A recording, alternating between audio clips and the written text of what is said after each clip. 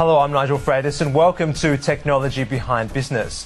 On today's show, is the bank branch dead? It's been on death row for many years now, but Westpac says rumours of its demise have been greatly exaggerated. We'll be hearing from their executive in charge of retail banking. And our expert panel on what's hot and what's not in the world of gadgets, just in time for your Christmas shopping list.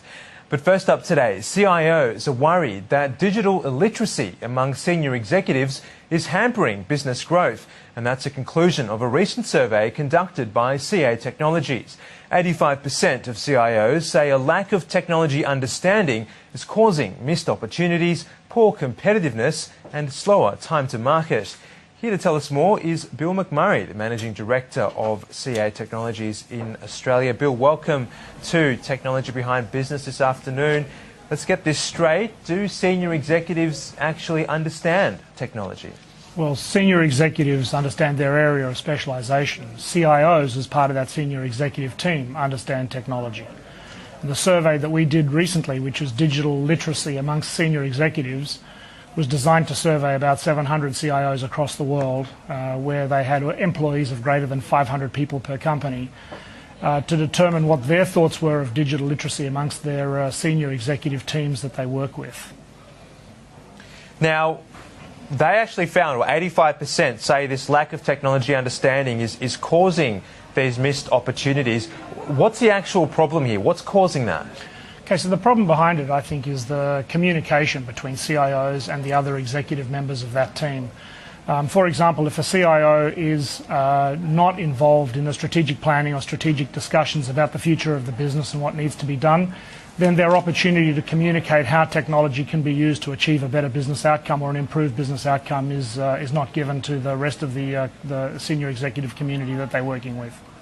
That's a good point around strategic decision making, because usually the CEO would be involved, the COO and the CFO.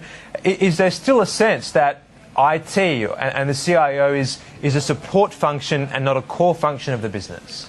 Yeah, so I think it depends business to business. In some organisations it's clear that senior executives see IT as a cost function. And when that happens, of course, it isn't involved as part of the strategic planning, and therefore you only get out of it what the CIO can do with the time that they're given.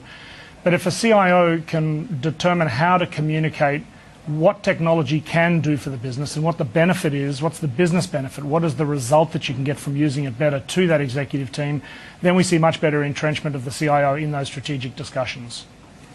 Are you seeing any change, Bill, in the skill sets required for CIOs? Traditionally, a lot of them have come up from within IT. Is that changing as well? Well, without a doubt. I mean, CIOs 10, 20 years ago used to be very technology-centric, and that was their passion, and that's all they loved.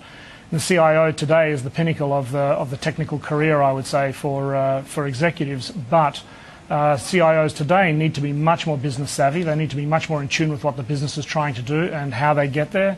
Their job is to manage the budgets that they've got to achieve the best result possible. Do things today faster, better, cheaper and with less risk, all in a fashion that allows the business to improve its results.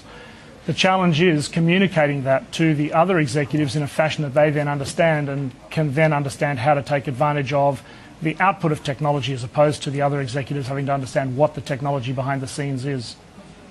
Given that you're saying that the business and technology are becoming increasingly intertwined, how long is it, do you think, before we'll start to see CIOs starting to get promoted into that CEO role regularly? Yeah, so that's regularly. I think what comes down to then is the competence of the individuals that compete for those roles. But if a CIO can only communicate technology, then they are unlikely to be considered in that vein as a CIO candidate. But the CIO that can communicate technology in business terms and then take part of those strategic discussions is as good a candidate for the CEO's seat as any of the other lines of business senior executives.